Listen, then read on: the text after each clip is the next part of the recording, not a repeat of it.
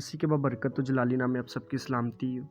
آئیے آج ہم کوائٹ ٹائم کے بارے میں سیکھیں گے کہ آج خدا ہم سے کیا بات کرنا چاہتا ہے۔ پیدائش اس کا 11واں باب اس کی 5 سے 9 آیت دیکھیں گے۔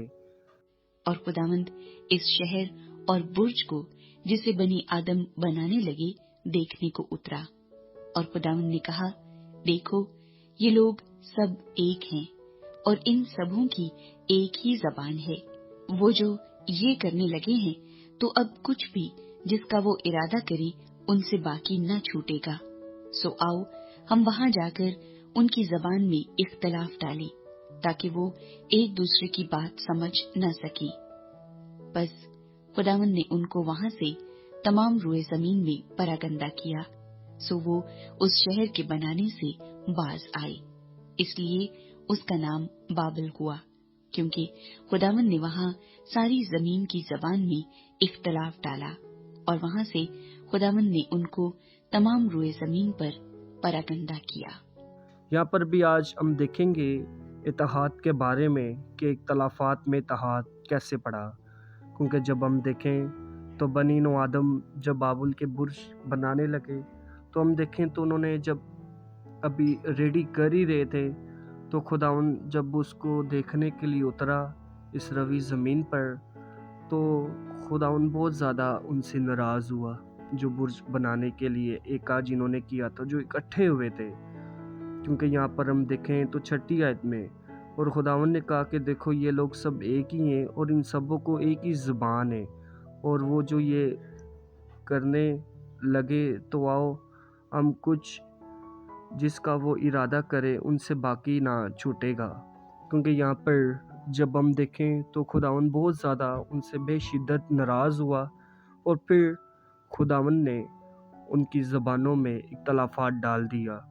جس کی بنا پر وہ بابل کا برج ادھورا رہ جاتا ہے، اور جس کام کو وہ کرنے کے لیے تیار ہوئے تھے، جس طرح انہوں نے ایکا کیا تھا سب نے مل کر کہ ہم اس کو تیار کریں گے، ہم دیکھیں کہ ان کی ساری کام پر پانی پھر گیا، اور وہ جس کام کو بنانے کے لیے اکٹھا ہوئے تھے وہ سارا کام ان کا رونگ ہوتا گیا، غلط ہوتا گیا۔ کیونکہ ہم دیکھیں تو زندگی بخش کلام میں سے کہ جب وہ اکٹھا ہوئے تو ایک ہی زبان تھی پوری دنیا میں، تو ہم دیکھیں کہ جب خداوند نے اختلافات ان کی زبان میں ڈالا تو انہوں نے ہم دیکھیں کہ ان چیزوں کے متعلق جب سوچا تو انہوں نے اور ہی چیزیں دینا شروع کر دی۔ تو پھر ہم دیکھیں ان کی زندگیوں میں تو وہ بہت زیادہ بے شدت ہم دیکھیں کہ پریشان ہو گئے کہ یہ ہم سے کیا ہو رہا ہے، لیکن اس کام کے لیے جس کام کے لیے وہ اکٹھا ہوئے وہ ناکام رہا۔ لیکن آج ہمیں اپنی زندگیوں میں دیکھنا ہے کہ بے شک آج جب ایمانداروں کی رفاقت مل جل کر ہوتی ہے، خداوند کی مرضی کے مطابق ہوتی ہے، پھر ہی ہمارا کام کامیاب ہو سکتا ہے۔ کیونکہ بے شک اس دنیا میں رہتے ہوئے ہم بہت سارے ایسے لوگوں کے ساتھ ملتے ہیں، ان کے ساتھ رفاقت رکھتے ہیں، لیکن ان کے ساتھ جب ہم خداوند کی مرضی کے مطابق رفاقت نہیں رکھتے تو شاید جس کام کے لیے ہم اکٹھا ہوتے ہیں، جس کام کے لیے ہم رفاقت رکھتے ہیں، وہ کام ہمارے لیے نہ ہو پائے، اس کام میں شاید اختلافات پڑ جائے اور وہ کام بالکل ناکام ہو جائے۔ لیکن ہمیں سکسیسفل ہونے کے لیے، کامیابی کی طرف بڑھنے کے لیے پہلے خداوند کی مرضی جان لینا ضروری ہے کہ ہمارے لیے خداوند کی مرضی کیا ہے،